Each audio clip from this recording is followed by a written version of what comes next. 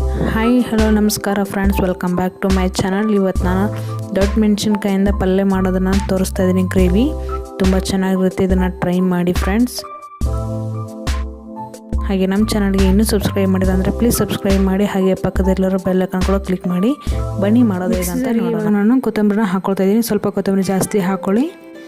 ಇಲ್ಲಿ 6 ರಿಂದ 7 ನಾನು ಹಸಿ ಮೆಣಸಿನ್ಕಾಯಿನ ಹಾಕ್ಕೊಳ್ತಾ ಇದ್ದೀನಿ. ಹಾಗೆ ಅರ್ಧ ಕಪ್ನಷ್ಟು ಕಡಲೆ ಬೀಜನ ಹಾಕ್ಕೊಳ್ತಾ ಇದ್ದೀನಿ.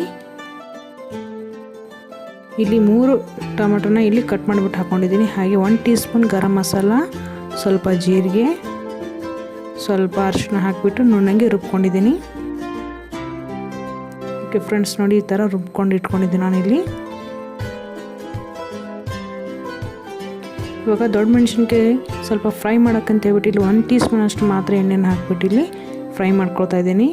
ಸ್ವಲ್ಪ ಮೇಲೆ ಸ್ಕಿನ್ ಎಲ್ಲ ಬ್ರೌನ್ ಆಗೋವರೆಗೂ ನಾವು ಇಲ್ಲಿ ಫ್ರೈ ಮಾಡ್ಕೊಳ್ಬೇಕಾಗುತ್ತೆ. ಈ ಥರ ಆಗಿದ್ರೆ ಸಾಕು. ಸೈಡ್ ಇಟ್ಕೊಳ್ಳೋಣ. ಸ್ವಲ್ಪ ಆರಾದ ತಕ್ಷಣ ಇಲ್ಲಿ ಮಾರ್ಕ್ ಮಾಡ್ಕೊಳ್ತಾ ಇದ್ದೀನಿ ನೈಫಿಂದ, ಸ್ಟಫ್ ಮಾಡೋಕ್ಕೆ ಅಂತ ಹೇಳ್ಬಿಟ್ಟು.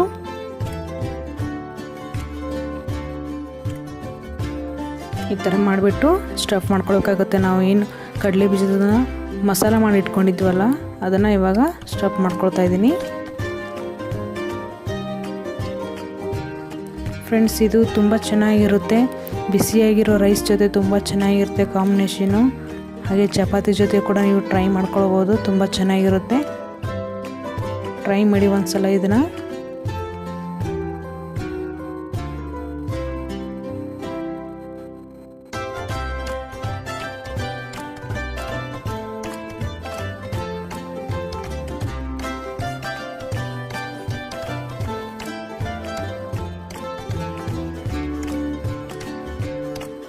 ಈ ಥರ ನಾವು ಚೆನ್ನಾಗಿ ಸ್ಟಫ್ ಮಾಡಿಕೊಂಡು ಇಟ್ಕೊಂಡಿದ್ದೀನಿ. ನಾನು ಎಲ್ಲನೂ ಈ ಥರ ಸ್ಟಫ್ ಮಾಡಿ ಇಟ್ಕೊಂಡಿದ್ದೀನಿ. ಇವಾಗ ಒಗ್ಗರಣೆಗೆ ನಾನು ಇಲ್ಲಿ ಒಂದು ಪಾತ್ರೆ ಇಟ್ಕೊಂಡಿದ್ದೀನಿ. ಒಂದು 3 ಟೇಬಲ್ ಸ್ಪೂನ್ ಅಷ್ಟು ಇಲ್ಲಿ ಎಣ್ಣೆನ ಹಾಕ್ಕೊಂಡಿದ್ದೀನಿ. ಸ್ವಲ್ಪ ಜೀರಿಗೆ, ಸಾಸಿವೆ ಕೊಡುವಾಗ ಆ್ಯಡ್ ಮಾಡ್ಕೊಳ್ತಾ ಇದ್ದೀನಿ. ಬೆಳ್ಳುಳ್ಳಿ ಹಾಕ್ಬಿಟ್ಟು ಮಾಡೋದ್ರಿಂದ ತುಂಬ ಚೆನ್ನಾಗಿರುತ್ತೆ. ಈರುಳ್ಳಿ ಕೂಡ ಏನು ಹಾಕೋ ಅವಶ್ಯಕತೆ ಇರೋಲ್ಲ. ನಾನು ಬೆಳ್ಳುಳ್ಳಿ ಈ ಥರ ಜಜ್ಕೊಂಡು ಇಟ್ಕೊಳ್ಳೋದನ್ನ ಹಾಕಿಬಿಟ್ಟು ಸ್ವಲ್ಪ ಕರಿಬೇವನ್ನು ಹಾಕ್ಬಿಟ್ಟು ಇಲ್ಲಿ ಬ್ರೌನ್ ಬರೋವರೆಗೆ ಇಲ್ಲಿ ಫ್ರೈ ಮಾಡ್ಕೊಳ್ತಾ ಇದ್ದೀನಿ. ಸ್ವಲ್ಪ ಅರಿಶಿನ ಹಾಕ್ಕೊಳ್ತಾ ಇದ್ದೀನಿ. ಸ್ವಲ್ಪ ಚೆನ್ನಾಗಿ ಮಿಕ್ಸ್ ಮಾಡಿಬಿಟ್ಟು ನಾವೇನು ಸ್ಟಫ್ ಮಾಡಿ ಇಟ್ಕೊಂಡಿದ್ದೀವಲ್ಲ ದೊಡ್ಡ ಮೆಣಸಿನ್ಕಾಯಿನ ಹಾಕಿಬಿಟ್ಟು ಉಪ್ಪು ರುಚಿ ತಕ್ಕಷ್ಟು ಹಾಕ್ಕೊಳ್ಳಿ. ನಾನು ಇಲ್ಲಿ 1 ಟೀ ಸ್ಪೂನ್ ಅಷ್ಟು ಹಾಕ್ಕೊಂಡಿದ್ದೀನಿ.